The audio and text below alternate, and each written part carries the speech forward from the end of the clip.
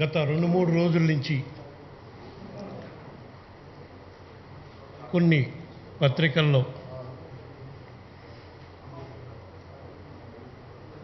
మరి 2 పత్రికలు మీకు అందరికీ తెలుసు. ఆ 2 పత్రికలు కూడా వేలానికి వెంకన్న భూములు, టీటీడీ ఆస్తులు వేలం, ప్రపంచంలో అత్యంత ధనవంతుడైన వెంకన్న ఆస్తుల అమ్మకానికి అంటూ తెలుగుదేశం అనుకూల పత్రికలు, ఎల్లో మీడియా ప్రచారం చేసిన వార్తలకు సంబంధించిన కొన్ని విషయాల్లో నేను 2 రోజుల కిందట స్టేట్మెంట్ కూడా రిలీజ్ చేయడం జరిగింది. అయినా సరే ఒక పథకం ప్రకారం టీటీడీ బోర్డుకి, ప్రభుత్వానికి అప్రతిష్ట కలిగించే విధంగా ప్రచారం సాగుతుంది. ఇది ఆ పత్రికలకి, ప్రతిపక్ష పార్టీలకి కొత్త ఏం కాదు. కానీ వ్యక్తిగతంగా మమ్మల్ని, మా పార్టీని ఎన్నన్నా కూడా బరాయిస్తాం. ఎందుకంటే నిందలు కొత్త ఏం కాదు.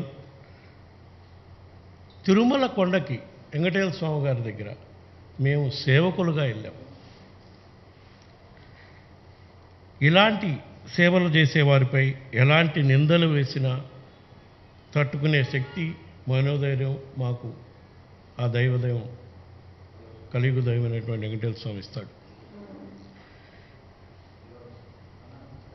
మేము దేవుడి దగ్గర కొలువులో ఉంటాం.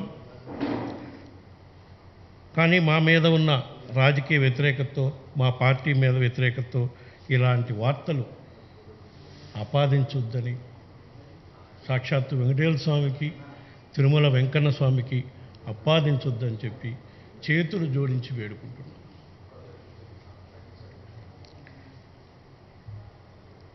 ఈనాడు పత్రిక యాజమాన్యం, ఆంధ్రజ్యోతి యాజమాన్యం వాళ్ళు దేవుణ్ణి కొలుస్తారో లేదో, నాస్తికులు నాకు తెలియదు. కానీ వాళ్ళని కించపరచాలని నేను మాట్లాడలేదు. వాళ్ళ గత 2 రోజుల నుంచి ప్రచురణ చేసిన అంశాల పట్ల బాధేసి నేను చెప్తున్నా. ప్రపంచంలోనే అతిపెద్ద ధార్మిక సంస్థ, ప్రపంచంలోనే అత్యంత ఎక్కువ మంది భక్తులు సందర్శించే తిరుమల కొండపై వార్తలు రాసేటప్పుడు దయచేసి రాజకీయాలు మానేయండి, రాజకీయ ప్రయోజనాలు మానేయండి. ఎందుకంటే అదే పత్రికలో రాశారు, ఆస్తులు వేలం వేసే వాటి విలువ కేవలం 1,53,00,000 నిజంగా టీటీడీ ఆస్తులు అమ్మదలుచుకుంటే మా ప్రభుత్వం, మేము అధికారంలోకి వచ్చినాక, మా బోర్డు ఇది తీసుకున్నాక కేవలం 1,53,00,000 విలువ గల భూముల్నే అమ్మాలా? అది కూడా తమిళనాడు రాష్ట్రంలో ఎక్కడో మారుమూల ప్రాంతాల్లో ఉన్న గ్రామాల్లో ముఖ్యంగా వాటినే అమ్మాలా? మేము ఆ విధంగా ఇది కుంభకోణం చేయాలంటే వాళ్ళు ఆరోపిస్తుంది అదే కదా, దోచుకోవాలని ఆలోచన ఉంటే. గతంలో చంద్రబాబు గారి ప్రభుత్వం హైదరాబాద్ నడిబొడ్డున 450 ఎకరం అప్పలంగా ఏదో ఐఎంజీ ఇవ్వటం జరిగింది. అట్లాంటి కార్యక్రమం మేము చేసింది కేవలం 1,53,00,000 ఆస్తులే. అవి నిరుపయోగంగా ఉన్న ఆస్తులని గుర్తించి తమిళనాడు రాష్ట్రంలో ఉన్న వాటిని ఎక్కువగా, ఆంధ్రాలో, తెలంగాణలో కూడా కొన్ని ఆస్తులు ఉన్నాయి. అలాంటి కార్యక్రమాలు చేసిన వాళ్ళ ఈ నిందలు వేసేది మా మీద. మేము కేవలం దేవుడి సేవలో ఉన్నాం. మాకు చేతనైతే దేవుడికి ఎంతో కొంత కానుకగా సమర్పించే కార్యక్రమే చేస్తాం. కానీ ఈ పదవిలో ఉన్నా, ఈ పదవిలో లేకపోయినా కూడా దేవుడి సొమ్ము ఏ రోజు ఆశించే ప్రసక్తే లేదని చెప్పి సందర్భంగా తెలియజేసుకుంటున్నాను. గతంలో కూడా ఇదే ప్రచారం చేశాను నేను. టీటీడీ బోర్డు చైర్మన్గా ఛార్జ్ తీసుకున్నప్పుడు ఇది క్రైస్తవుని రకరకాల ప్రచారాలు చేయటం జరిగింది. వాటన్నిటికీ సమాధానం చెప్పాం. ఆ తర్వాత మళ్ళా ఎప్పుడు ఏ అంశం జరుగుతుందా బురదజల్లే కార్యక్రమం చేయాలి, ప్రభుత్వం మీద బురదజల్లే కార్యక్రమం చేయాలని ఎదుగుతూ ఉన్నారేమో పాపం.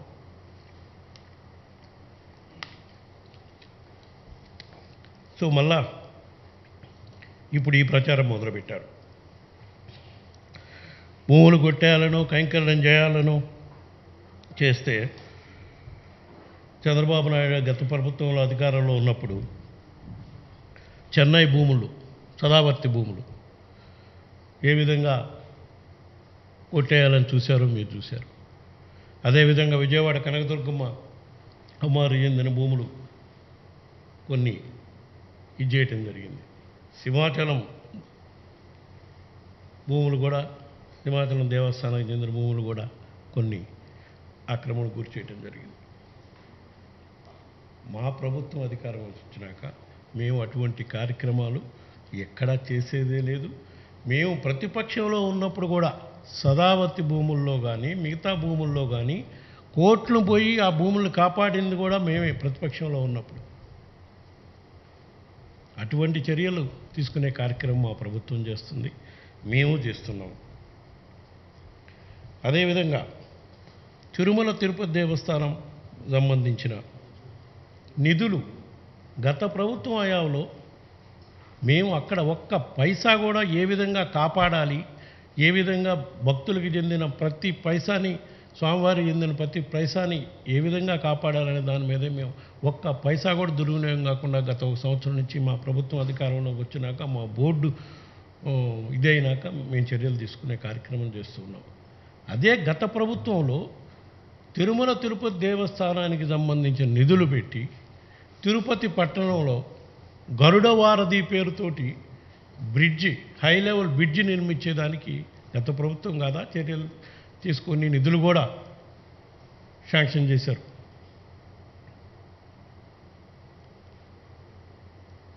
అదేవిధంగా గత ప్రభుత్వ హయాంలో తీసుకున్న ఇటువంటి నిర్ణయాల్లో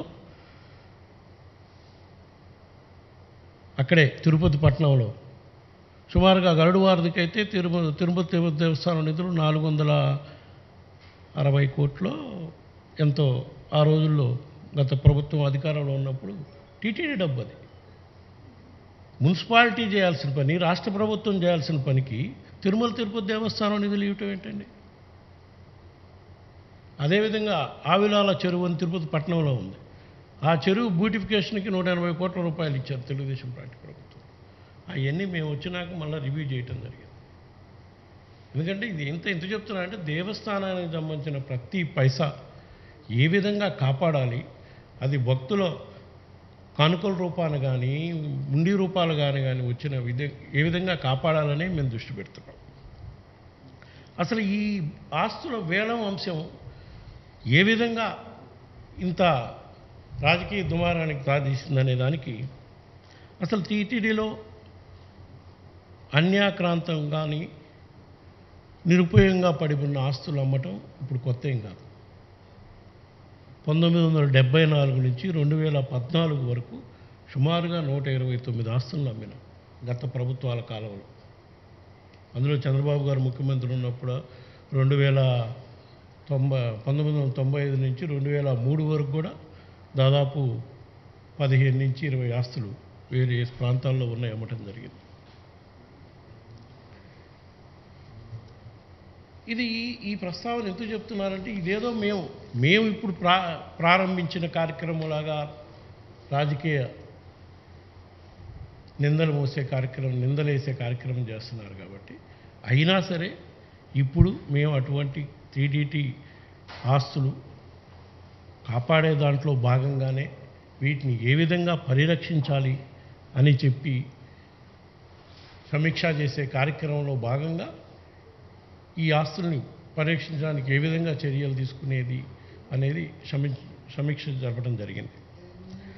దీని గత చరిత్రకి వెళ్తే 2016 జనవరి 30న గత ప్రభుత్వం తెలుగుదేశం పార్టీ అధికారంలో ఉన్నప్పుడు టీటీడీ బోర్డు చైర్మన్గా చదలవాడి కృష్ణమూర్తి గారు ఉన్నప్పుడు తీర్మానం నెంబర్ 253 ప్రకారం ఆంధ్రప్రదేశ్తో పాటు దేశంలోని ఇతర ప్రాంతాల్లో తీర్మానం చదువుతున్నాను నేను.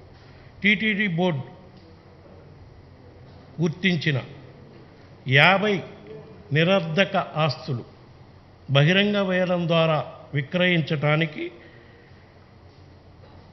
చదలవాడ కృష్ణమూర్తి గారు అధ్యక్షతన గల పాలక మండలి తీర్మానం చేసింది.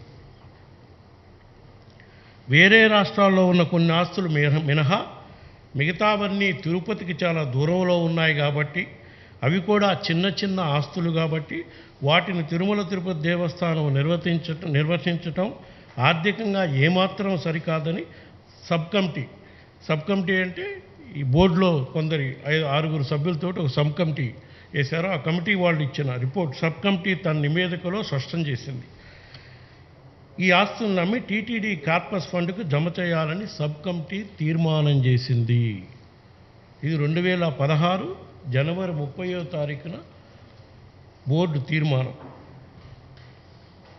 ఆ ఆస్తుల్లో ఐటమ్ నెంబర్ 18, 28, 44 నెంబర్లకు సంబంధించి, అంటే ఈ ఆస్తులు మినహా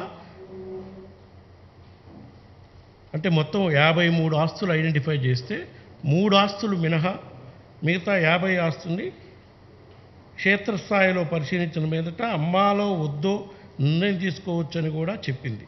ఆ నిర్ణయాల మీద చదలవాడ కృష్ణమూర్తి గారు అధ్యక్షతన 2016 జనవరి 30న సంతకం చేయటం కూడా జరిగింది. ఆ సబ్ కమిటీలో సభ్యులుగా ఉన్నవాళ్ళు ఇప్పుడు ఎవరైతే బీజేపీ నాయకులు కూడా 2 రోజుల నుంచి కన్నా లక్ష్మీనారాయణ గారు కానీ ఐవీఆర్ కృష్ణారావు గారు కానీ అడుగుతున్నారు.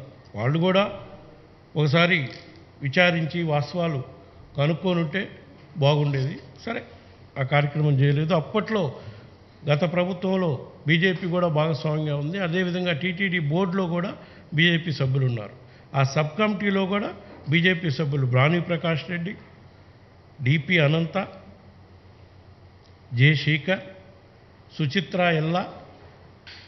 ఈ సుచిత్ర ఎల్లా అనే వారు మన ఈనాడు పత్రిక యాజమాన్యానికి దగ్గర బంధువు అనుకుంటారు. రామోజీరావు గారి కొడుక్కి విప్రాలు ఏదో అన్నారు. సండ్ర వెంకట వీరయ్య టీడీపీ. ఈ సభ్యులు తీర్మానం సంతకం ఇచ్చిన రిపోర్ట్కి బోర్డు ఆమోదం తెలిపి తీర్మానం చేయటం జరిగింది. దీన్ని చంపిన ఒరిజినల్ డాక్యుమెంట్ కూడా మీకు నేను ప్రెస్ మీట్ అయిపోయినాక ఆ తీర్మానము, ఆ డేటు, అవన్నీ కూడా కమిటీ ఇచ్చిన రిపోర్టు నేను ఇస్తాను. ఆ రోజున మౌనంగా ఉన్న ఈ పత్రికలన్నీ తీర్మానం చేసినప్పుడు, ఇప్పుడు ఏమీ జరగకపోయినా జరిగినట్టు మన మీద బురద జల్లే కార్యక్రమం చేస్తున్నారు. Hi, this is Trisha. I'm Radhika Apte. వస్తాను కృష్ణమూర్తి. నేను ఆలీ మాట్లాడుతున్నాను. You're watching E3 Media Network. E3 media network. E3 media network. E3 Media Network. E3 means entertainment. entertainment.